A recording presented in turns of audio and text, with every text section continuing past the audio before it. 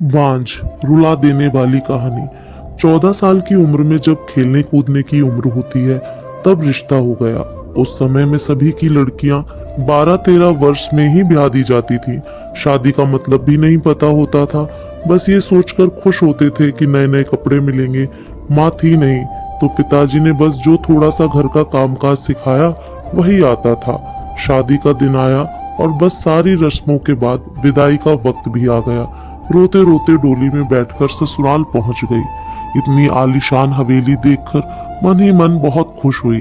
तभी सासू माँ की आवाज आई, अरे जल्दी से कलश लाओ, बहू आ गई। और मैंने घूंघट की आड़ से अपनी सास को देखा। आंखों से एकदम सख्त मिजाज की लग रही थी मुझे। सच मानो थोड़ा डर गई थी। उन्हें देखकर सारी रस्में खत्म होते होते रात हो गई थी। बिस्तर पर लेटते ही नींद आ गई। सुबह सुबह नौकरानी ने आकर जगाया था कि चलो रसोई बनाने की रस्म है। तैयार होकर रसोई में गई और खीर बनाई। सबने तारीफ भी की, पर सासू माँ ने कमी निकाल दी। साथ ही साथ हिदायत भी दे दी कि अब बचपन छोड़कर कुछ कामकाज सीख लो। 15 दिन बाद मेरे पति को भी हॉस्टल जाना था, क्योंकि वह तब बीए कर रहे थे। खैर, अमर भी हॉस्टल चले गए और मैं अकेली रह गई अपनी सास और ससुर के साथ। बीच बीच में अमर चिट्ठी लिखते थे, पर पहले सासू माँ थी, बाद में मेरे पास आती थी। उम्र कम होने की वजह से इतना फर्क नहीं पड़ता था। मेरे अकेलेपन का साथी था आम का पेड़। हाँ, वही आम का पेड़ जो हवेली के पीछे के आंगन में लगा था। उस आम के पेड़ के नीचे एक कच्ची मिट्टी का कमरा भी बना हुआ था, पर वो पेड़ फल नहीं देता था, इसलिए सारे हवेली वाले उस पेड़ को बांझ कहते थे। पर मुझे न जाने क्यों उस पेड़ से बहुत प्यार था। जब काम से निवृत्त होकर कुछ फुर्सत के पल मिलते थे तो एक वही पेड़ मेरा साथी होता था। उसको देखते हुए मैं अपनी सारी थकान भूल जाती थी। 2 साल बीत गए और मैं 16 की हो गई। अमर की भी स्नातक की पढ़ाई पूरी हो गई थी। आज अमर वापस आ रहे थे। सासू माँ सुबह से ही तैयारी में लगी हुई थी। खुद ही रसोई में जाकर सारा जायजा ले रही थी। मैं भी बहुत खुश थी कि अब मुझे अकेले नहीं रहना पड़ेगा। 16 श्रृंगार के साथ मैं पूर्ण स्त्री की तरह महसूस कर रही थी। आज मांग का सिंदूर कुछ अलग ही लालिमा लिए हुए था। शायद वह लालिमा मेरे चेहरे पर भी दिख रही थी। तभी तो मेरी सास ने मुझसे कहा कि जा अपनी नजर उतरवा ले, अमर आ गए हैं। हवेली की हलचल से पता चल गया था मुझे। खाने पीने से निवृत्त होकर सब आराम करने चले गए। अमर भी अपने कमरे में आ गए थे और मैं बस शर्म से लाल हुई जा रही थी। तभी अमर ने मुझे तोहफा दिया, एक सुंदर लाल साड़ी। पर मेरे लिए तो अमर का वापस आना ही सबसे बड़ा तोहफा था। हमने ढेर सारी बातें की, जिनमें कुछ शिकायतें थी, कुछ प्यार था। समय बीतता गया और 2 साल कैसे बीत गए पता ही नहीं चला। अमर और मैं एक दूसरे के साथ बहुत खुश थे। एक दिन अचानक पता चला कि मेरे पिताजी बहुत बीमार हैं। अमर मुझे लेकर तुरंत रवाना हो गए। पिताजी मुझे देखकर बहुत खुश हुए, जैसे मेरे लिए ही अपनी सांसों को रोका हुआ था। और फिर मुझे अमर के हवाले करके वो इस दुनिया से चले गए। भीगी आंखों से अपने पिताजी को विदा किया। अब मेरा सब कुछ अमर और उसका परिवार ही था। समय गुजरता गया और अमर ने अपनी लॉ की पढ़ाई भी पूरी कर ली और अब वो सरकारी वकील कहलाने लगे थे। पर भगवान ने मुझे अभी संतान सुख नहीं दिया था।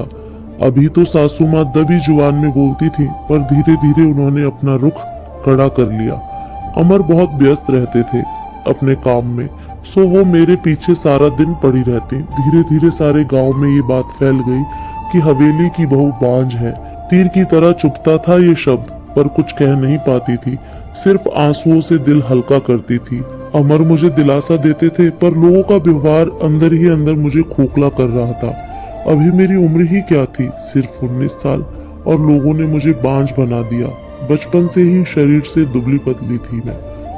फिर माँ के मरने के बाद ठीक से पालन पोषण भी नहीं हो पाया था। एक दिन अमर जब दोपहर के खाने पर घर आए तो सासू माँ ने फरमान सुना दिया कि हम अमर की दूसरी शादी करेंगे। उफ, इतना बड़ा धोखा अमर कैसे दे सकते थे मुझे? नहीं, ऐसा नहीं हो सकता। बत्ती बुझा दो, मुझे सोना है।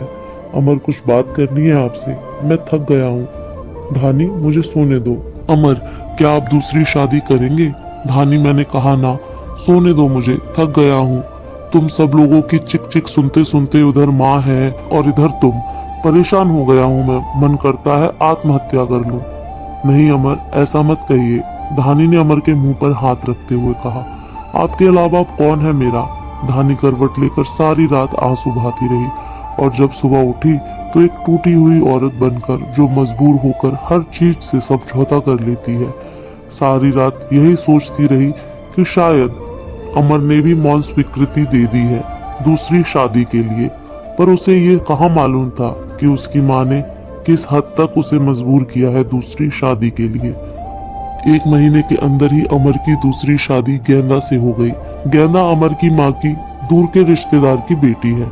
धानी अपना सामान उस पीछे वाले कमरे में रख ले, आज से गेंदा इस कमरे में रहेगी अमर के साथ। सासू माँ ने हाथ नचाते हुए कहा, कैसे छोड़ दूं ये कमरा? नहीं, ये मेरा कमरा है, जिसे जहां जाना है जाए। पर फिर ख्याल आया कि जो ब्याह कर इस घर में लाया था, जब वही मेरा नहीं है तो ये कमरा कैसे मेरा हो सकता है? ऐसा सोचते हुए आंखों में आंसुओं का सैलाब उमड़ पड़ा। सिंदूर की डिब्बी और कुछ कपड़े लेकर उस कच्ची मिट्टी के कमरे की तरफ बढ़ गई। सामान एक कोने में रखकर खिड़की पर बैठ गई और उस आम के पेड़ को देखते हुए उसको निहारने लगी। इसे कुछ कम हो जाएगा, किस्मत कहूं या कुछ और, कि आज मेरी हालत भी इस पेड़ की तरह हो गई है, अकेला, बेसहारा। जैसे ये अभी तक अपने अस्तित्व को बचाने में सफल रहा है, क्या मैं इसकी तरह अड़िंग और मजबूत रह सकूंगी, या फिर किसी कमजोर लता की तरह मुरझा जाऊंगी और अपना अस्तित्व खो दूंगी? नहीं, ऐसा नहीं होगा, मैं मजबूत रहूंगी। जब ये बेजुबान पेड़ सबसे लड़ सकता है तो मैं क्यों नहीं? अपने विचार श्रृंखला से बाहर आते ही मैंने अपने आप को संभाला और हर स्थिति से लड़ने के लिए तैयार किया। दिन गुजरते गए और मैंने घर के कामों में अपने आप को व्यस्त कर लिया। अपनी कोठरी के आसपास खूब सारे पेड़ लगाए और बाकी बचे हुए समय में उन पेड़ों की देखभाल करने लगी। साथ ही उस आम के पेड़ की खास देखभाल करती थी। गेंदा एक सुलझी हुई लड़की है। वो जब भी मुझसे बात करने के लिए आती है, मेरी सासू माँ उसे बहाने से बुला लेती। अमर पहले से भी ज्यादा व्यस्त रहने लगे थे। मुझसे बात तो करते थे, पर एक पछतावा हमेशा उनकी आंखों में दिखता था। शायद मेरी हालत देखकर बुरा लगता था उन्हें, पर माँ के खिलाफ जाने की हिम्मत नहीं जुटा पाते थे। गेंदा के दिन खुशी से गुजर रहे थे और मेरे दिन बस गुजर रहे थे, और देखते ही देखते वो दिन भी आ गया जब गेंदा ने खुशखबरी सुना दी कि वो माँ बनने वाली है। पूरी हवेली में त्योहार जैसा माहौल हो गया। सारे नौकरों में तोहफे बांटे जाने लगे। मैं भी बहुत खुश थी कि चलो अच्छा है, अब घर में एक नया मेहमान आएगा। शायद मेरी जिंदगी का सूनापन। गेंदा बहुत कमजोर थी और उम्र भी 16 साल। उसे बहुत तकलीफ होती थी। अब सासू माँ का आदेश था कि उसकी अच्छे से सेवा की जाए, जिससे कि उसकी कमजोरी दूर हो सके। सारी देखभाल के बाद भी गेंदा का वजन कुछ खास नहीं बढ़ रहा था।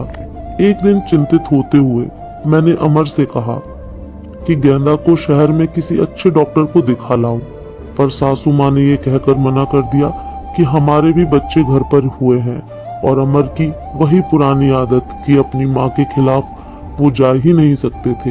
एक दिन गेंदा की तबीयत कुछ खराब होने लगी। उसकी सांस बहुत फूल रही थी। घबराकर मैंने गांव के वैद्य जी को बुलावा भेजा। वैद्य जी ने आकर कुछ दवाइयां दी और खून की कमी भी बताई, और जब मैंने अमर को ये सब बताया तो सासू माँ ने मुझे गेंदा से दूर रहने का आदेश दे दिया, ये कहकर कि एक बांझ की छाया भी नहीं पड़नी गेंदा पर। खैर, मुझे गेंदा से दूर कर दिया गया और मैं फिर से अपनी कोठरी में अकेली सारा दिन बंद रहने लगी। या यूं कहूं कि अंदर ही अंदर मैं खुद भी डर गई थी कि कहीं सचमुच मेरी वजह से गेंदा को कुछ न हो जाए। कुछ दिन बाद रात में नौकरों का शोर शराबा सुन के मैं आंगन की तरफ भागी। देखा तो गेंदा के प्रसव का समय आ गया था। गांव की बूढ़ी औरतें और दाइयों को बुलाया गया। पूरी हवेली में हलचल का माहौल था। मैंने अमर की तरफ देखा, बहुत डरे हुए लग रहे थे। उनके पास गई और उन्हें थोड़ा धैर्य रखने को कहा। थोड़ी देर में बच्चे की किलकारी गूंजने लगी। हम सभी की खुशी का ठिकाना नहीं था, पर तभी काकी ने बाहर आकर बताया कि गेंदा की कमजोरी और खून की कमी के कारण वो गेंदा को बचा नहीं पाए। बेटी को जन्म देते ही गेंदा का देहांत हो गया। हाय, पोते का मुंह नहीं देख पाई मैं, अब कैसे मेरा वंश चलेगा। सासू माँ का बिलाप सारी हवेली में गूंज रहा था। उस छोटी दूध मुंही बच्चे को देखकर मेरा कलेजा मुंह को आता था। ऐसे लगता जैसे वो मैं ही हूँ। मैंने उसे कलेजे से लगा के रखा। जिनकी माँ नहीं होती वो बच्चे कुछ ज्यादा ही समझदार होते हैं शायद। जरा भी परेशान नहीं करती थी वो मुझे, बस दूध पीती और सो जाती थी। सासू माँ का वही राग चलता रहता है कि लड़कियों से वंश नहीं चलता है, पर अब शायद किसी को फर्क नहीं पड़ता था। अमर अब पहले से खुश रहने लगे थे। ऑफिस से आते ही मेरे कमरे में आते और गुड़िया को खिलाते। मुझे भी अमर को खुश देखकर अच्छा लगता था। साल बीत चुका था गेंदा को गए हुए और गुड़िया को आए हुए। आज गेंदा की बरसी है। हवेली में छोटी सी पूजा रखवाई है मैंने।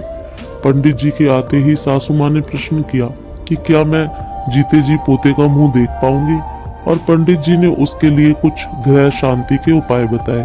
सासू माँ चल दी पंडित जी को हवेली दिखाने और सारी हवेली की शुद्धि कराने। मेरी कोठरी के पास भी गई और पंडित जी को वो बांज पेड़ भी दिखाया। पेड़ देखते ही पंडित जी का मुंह बन गया और उन्होंने कहना शुरू कर दिया कि इसी मनहूस पेड़ की वजह से हमारे घर में बेटा नहीं है। जितनी जल्दी हो सके इसे कटवा दो। अब मेरे बर्दाश्त की हद हो चुकी थी। मैंने अमर की तरफ देखा, पर मुझे नहीं लगा कि वो मना करेंगे, और सासू माँ ने तुरंत नौकरों को बुला लिया कि आज इस पेड़ को काट ही डालो। मुझे कुछ समझ नहीं आ रहा था कि क्या करूं, कैसे अपने सुख दुख के साथी को बचाऊं। जैसे ही वो कुल्हाड़ी लेकर पेड़ काटने आगे बढ़ने लगे, मैं फुर्ती से भागकर उस पेड़ से लिपट गई और विनती करने लगी कि पेड़ को छोड़ दो, पर वो लोग नहीं मान रहे थे। मैं रोती जा रही थी पर किसी को तरस नहीं आ रहा था। तभी किसी ने मुझे खींचकर धक्का दिया और मेरा सिर पत्थर से टकरा गया। सिर से खून की धार निकल रही थी। ये देखकर अमर से रहा नहीं गया और उन्होंने सबको वहां से हटा दिया और तुरंत मुझे अस्पताल ले गए। मलहम पट्टी के बाद मुझे कुछ होश आया।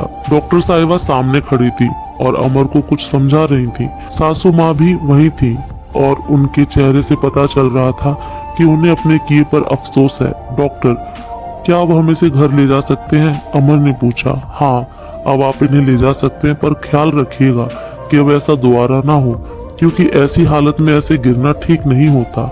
ऐसी हालत? डॉक्टर, क्या हुआ इसे? अमर ने घबराते हुए डॉक्टर से पूछा। अरे, आप लोगों को नहीं पता, ये माँ बनने वाली है, तो इनका अच्छे से ख्याल रखिएगा। ये सुनकर किसी को भी यकीन नहीं हुआ। सब बस एक दूसरे को देखे जा रहे थे और मैं तो बिल्कुल यकीन नहीं कर पा रही थी। सासू माँ की आंखों में पछतावे के आंसू थे। मेरे सर पर हाथ रखकर बस इतना ही कह सकी कि मुझे माफ कर दो, और मैं मुस्कुराकर उनसे लिपट गई जैसे मैं अपनी माँ से लिपटी हूँ। पूरे 9 महीने मेरी सासू माँ ने मेरा बहुत ख्याल रखा और मैंने उस पेड़ का। आज मेरी डिलीवरी होनी थी। सासू माँ समय से मुझे अस्पताल ले गई ताकि जो गलती उन्होंने गेंदा के समय की थी वो अब ना हो। बधाई हो, आपके पोता हुआ है। नर्स ने सासू माँ को खबर सुनाई और सासू माँ ने हाथ से अंगूठी निकालकर नर्स को दी।